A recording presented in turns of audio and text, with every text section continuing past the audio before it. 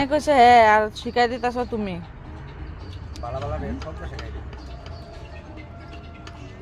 কত যাইতেছে এই ইঞ্জিন বানাইতে পুরো টোটাল? কালকে তো গেল কত 12-13 হাজার টাকা তো কালকেই গেছে। 12-13 হাজার 12-13 হাজার টাকা 16 হাজার টাকা দেব। 16 হাজার টাকা কয়দিনে কামাই দিবা?